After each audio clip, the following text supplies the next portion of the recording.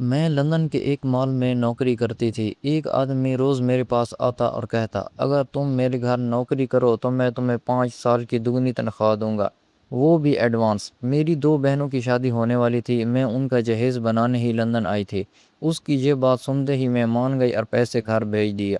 مگر جیسے ہی میں اس آدمی کے ساتھ اس کے گھر پہنچی اور میری نظر کمرے کی دیوار پر پڑی تو میرے ہوش اڑ گئے۔ اس وقت میری عمر 27 سال تھی اور میں پاکستان کے ایک غریب گھرانے سے تعلق رکھتی تھی۔ میرے ابو کا انتقال کئی سال پہلے ہو چکا تھا۔ گھر میں صرف امی اور میری 2 چھوٹی بہنیں تھیں، جن کی شادی کی فکر کرنے میں مجھے وقت سے پہلے بڑا کر دیا تھا۔ ہمارے گاؤں میں لوگ ہر وقت یہی کہتے رہتے تھے کہ لڑکیوں کی شادی عزت کا مسئلہ ہوتی ہے اور جہیز کے بغیر کوئی اچھا رشتہ نہیں ملتا تھا۔ امی ہر رات فکر میں جاگتی رہتی، جبکہ میں انہیں دلاسا دیتی کہ ایک دن سب ٹھیک ہو جائے گا۔ مگر اندر ہی اندر مجھے معلوم تھا کہ پاکستان میں رہ کر میں کبھی اتنے پیسے جمع نہیں کر سکتی۔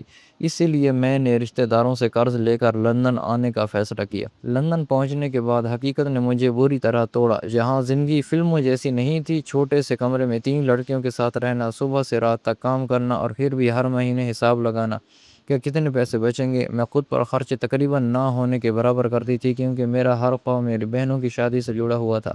میں دن رات صرف ایک ہی سوچ میں رہتی کہ جلدی سے اتنے پیسے جمع ہو جائیں کہ دونوں کی عزت سے رخصتی ہو سکے۔ مال میں میری ڈیوٹی اکثر 12 12 گھنٹے کی ہوتی تھی۔ ایک دن دوپہر کے وقت ایک عجیب سا آدمی دکان پر آیا۔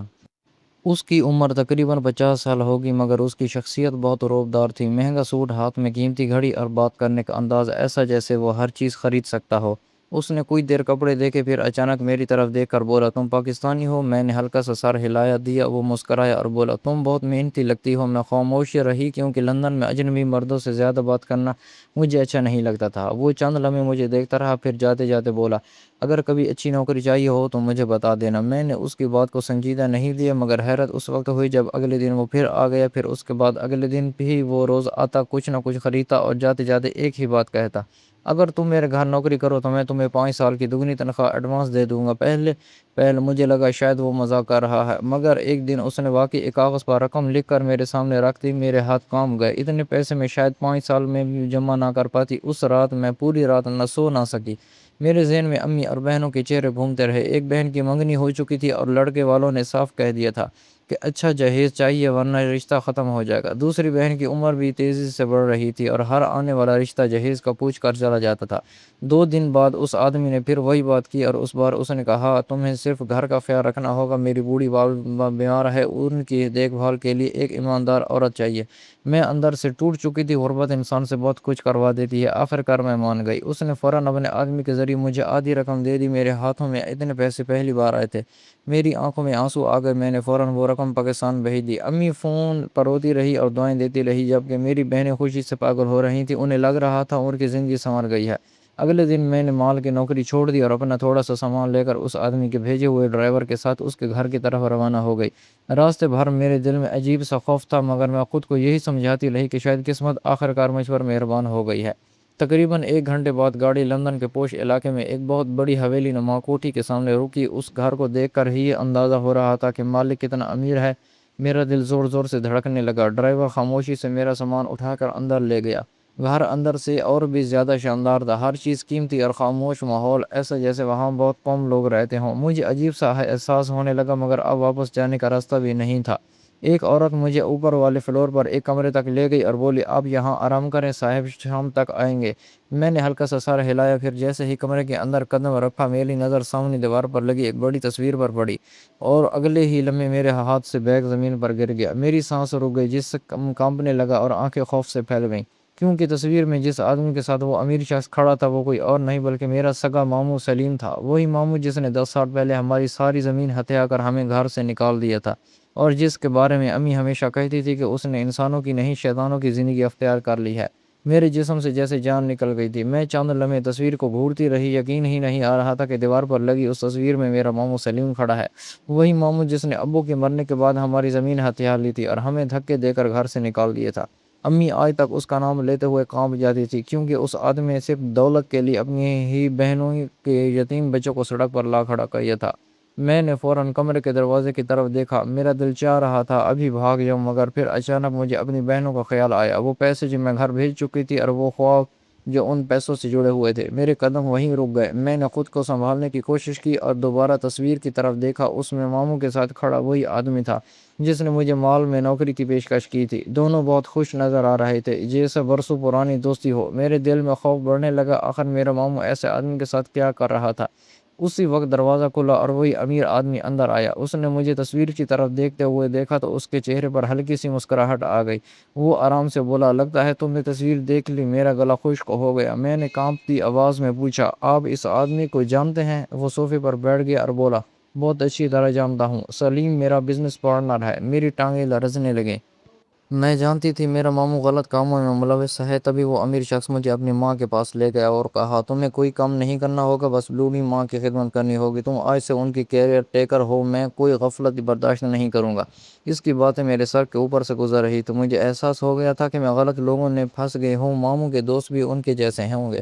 ماموں شاید مجھے نہ پہچانتے کیونکہ میں چھوٹی تھی جب وہ گئی اور دوبارہ پلٹ کر نہیں آئے، مگر ماموں کا چہرہ آج میرے ذہن میں نقش تھا اور ان کی تصویریں بھی امی کے پاس پڑی تھی۔ اس شخص کی بوڑھی اماں نے مجھے دیکھا، مجھ سے باتیں کرنے لگی، مگر جیسے سب چلے گئے ایک دم بولی، یہاں سے چلی جاؤ۔ میں نے چونک گئی اور جلدی سے پوچھا، کیوں؟ تبھی ان کا بیٹا آ گیا اور بات وہیں رک گئی۔ میرے دل میں کھٹکا لگا رہتا تھا، آخر انہوں نے مجھے یہاں سے جانے کا کیوں کہا؟ مگر جب بھی میں ان کے کام کرتی کوئی نہ کوئی ہمارے قریب ہوتا، مجھے ان کے ساتھ اکیلا نہیں چھوڑا جاتا تھا۔ ایک روز موقع پا کر میں نے اماں جی سے پوچھ لیا تو ان کی آنکھوں میں خوف آ گیا اور دھیرے سے بولیں، یہ لوگ معصوم لڑکیوں کو جھوٹے وعدوں سے یہاں لاتے ہیں، پھر امیر عرب شیخوں اور خطرناک لوگوں کو بیچ دیتے ہیں۔ یہ شخص جو تصویر میں تمہیں نظر آ رہا ہے، یہ ان سب کا ماسٹر مائنڈ ہے۔ میں نے تصویر میں کھڑے ماموں کے مسکراتے چہرے کی طرف دیکھا، میرے جسم میں بجلی سی دوڑ گئی۔ میں بے یقینی سے انہیں دیکھتی رہی۔ وہ روتے ہوئے بولے، پہلے بھی کئی لڑکیاں یہاں لائی گئیں مگر کوئی واپس نہیں گئی۔ میں نے اپنے بیٹے کو بہت روکا مگر دولت نے اسے درندہ بنا دیا۔ میرے ہاتھ برف کی طرح ٹھنڈے ہو گئے۔ مجھے لگا میرے قدموں کے نیچے زمین ہل رہی ہے۔ اب سب کچھ واضح ہو چکا تھا۔ میں فوراً اپنے کمرے میں گئی اور دروازہ بند کر لیا۔ میرا دل اتنی زور سے دھڑک رہا تھا کہ مجھے لگ رہا تھا ابھی باہر والوں آواز سنائی دے گی۔ میں نے امی کو فون کیا۔ ان کی خوشبو بھری آواز سنتے ہی میری آنکھوں سے آنسو بہنے لگے، مگر میں نے خود کو سنبھالا کیونکہ میں انہیں ڈرانا نہیں چاہتی تھی۔ اس دوران میں خاموشی سے اپنے کام سر انجام دیتی تھی۔ ماموں سے کبھی سامنا نہیں ہوا، یقین وہ بہت مصروف تھے۔ ان کا نیٹ ورک جگہ پھیلا ہوا تھا۔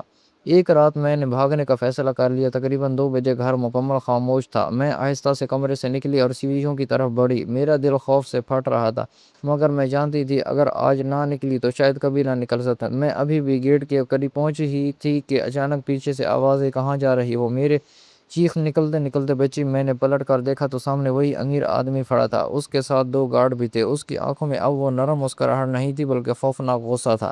میں کانپتی آواز میں بولی، مجھے جانے دیں۔ وہ آہستہ آہستہ میرے قریب آیا اور سرد لہجے میں بولا، تم لوگوں کی یہی مشکل ہوتی ہے، پیسے بھی لے لیتے ہو اور پھر احسان بھی بھول جاتے ہو۔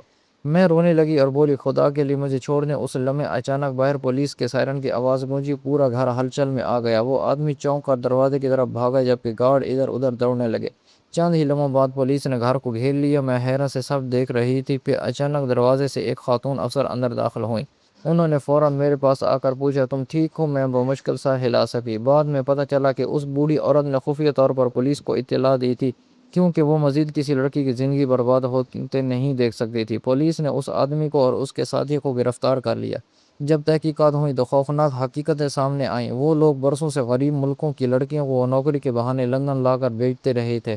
ان کا سارا گروہ ماموں سمیت گرفتار ہو گیا تھا، مگر میں نے اپنے ساتھ ہونے والے اس حادثے اور ماموں کا ذکر امی سے نہیں کیا، ورنہ وہ پریشان ہو جاتی کہ اب بھی ماموں کی وجہ سے دانستہ یا نہ دانستہ ہمیں پریشانی اور مصیبت کا سامنا کرنا پڑ رہا تھا۔ مگر جو برے کام کرتے ہیں دنیا میں ہی اپنی انجام کو پہنچ جاتے ہیں۔ چند ہفتوں بعد میں دوبارہ مال میں نوکری کرنے لگی۔ زندگی پہلے جیسی آسان نہیں تھی، مگر اب میرے اندر ایک عجیب مضبوطی آ چکی تھی۔ میری بہنوں کی شادیاں سادگی سے ہوئیں مگر عزت سے ہوئیں، اور پہلی بار مجھے احساس ہوا کہ جہیز سے زیادہ ضروری انسان کی عزت اور حفاظت ہوتی ہے۔ آج بھی جب میں لندن کے اس مال سے گزرتی ہوں تو مجھے وہ دن یاد آتا ہے جب ایک آدمی نے مجھے دگنی تنخواہ کا لالچ دیا تھا اور میں نے سوچا تھا قسمت مجھ پر مہربان ہو گئی ہے، مگر حقیقت یہ تھی کہ کبھی کبھی آسان راستے انسان کو سیدھا اندھیرے میں لے جاتے ہیں۔ محنت اور صبر کے بغیر کچھ حاصل نہیں ہوتا۔ انسان ہمیشہ جلدی اور شارٹ کٹ کی تلاش میں خود کو مصیبت میں مبتلا کرتے ہیں۔